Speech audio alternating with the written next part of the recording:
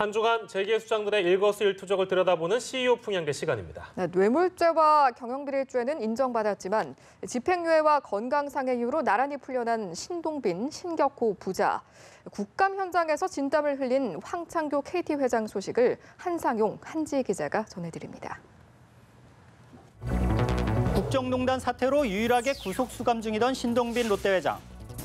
8개월간 영화의 몸이 됐다가 항소심에서 집행유예를 받고 풀려났습니다.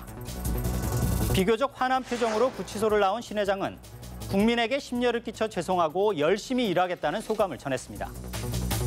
롯데지주 사무실이 있는 잠실 롯데월드타워로 출근한 뒤 적극적 투자로 국가 경제에 이바지할 필요가 있다는 첫 일성도 내놨습니다. 이로써 연내에 롯데가 내놓을 대규모 투자나 고용 계획이 더욱 주목받게 됐는데요. 하지만 박근혜 전 대통령이 지정한 K스포츠재단에 70억 원을 건넨 행위가 재판부에서 뇌물로 인정된 만큼 아예 면죄부를 받은 건 아니겠죠. 결국 법원이 양형을 결정하면서 기업의 사회적 책임을 엄중히 따지기보다는 기업인의 현실을 더 많이 고려한 것으로 보여 유전무죄라는 비판도 나오고 있습니다.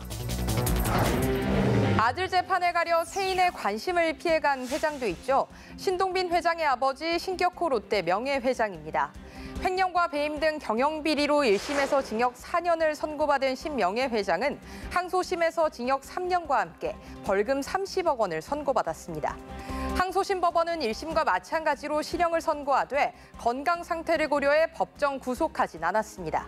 지팡이를 들고 휠체어를 탄 채 법정에 들어선 신 명예회장. 아들인 신동빈 회장, 신동주 전 부회장과 함께 기소됐지만 재판부는 건강을 고려해 먼저 선고를 내린 뒤 일찍 퇴정 조치했습니다. 1948년 도쿄에서 껌 회사인 롯데를 창업한 뒤 이 회사를 우리나라 재계 순위 5위로 끌어올려 한때 롯데 신화의 주인공으로 불렸지만 법정에서 퇴정하는 그의 뒷모습은 순탄치 않은 말년을 상징하는 듯합니다. 우리나라 통신사 CEO 중 유일하게 국정감사 증인으로 출석해 주목받은 인물이 있습니다.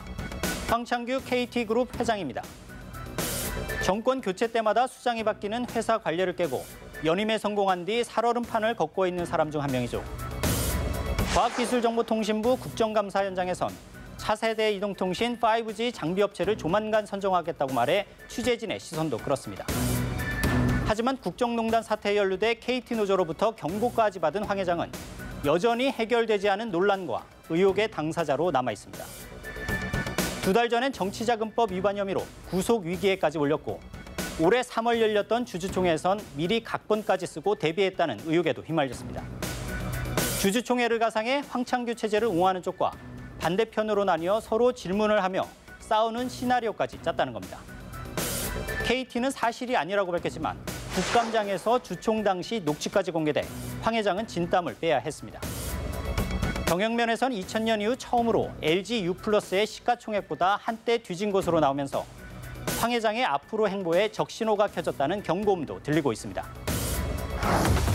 지난해 10월부터 이어진 은행권 채용비리 사태로 한때 구속 위기에 놓였던 CEO도 있습니다. 바로 조용병 신한금융지주 회장인데요. 채용 과정에서 임원 자녀 등을 부정 채용한 의혹으로 영장실질심사까지 받은 끝에 영장 기각으로 구속은 피했습니다. 2015년 3월부터 2년간 신한은행장을 지내는 동안 신입사원 채용 과정에서 위계에 의한 업무 방해와 남녀고용평등법을 위반한 혐의입니다. 이번 영장 청구로 신한은행의 은밀한 청탁 수법도 일부 드러났는데요. 외부 청탁을 받은 지원자는 특이자 명단으로 부서장 이상의 임직원 자녀들이 지원한 경우 부서장 명단으로 관리했다는 겁니다.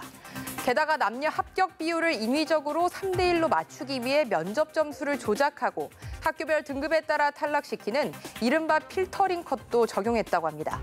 신한금융그룹은 당혹감에 휩싸였습니다. 은행권 채용비리 사태로 구속위기에 처한 첫 주요 금융지주 회장이라는 점에서 충격이 가중된 분위기입니다. 이번 주부터 국회와 정부가 한판 대결을 벌이는 국정감사가 시작됐습니다. 그동안은 막말과 모욕주기, 여야의 신경전 속에 집단 퇴장이란 볼썽사나운 모습이 자주 반복됐죠. 이번엔 그런 구태의연한 모습에서 탈피해 국정 전반의 현안을 묻고 대안을 찾는 감사가 되길 기대해봅니다. 이번 주 CEO 풍향계는 여기까지입니다.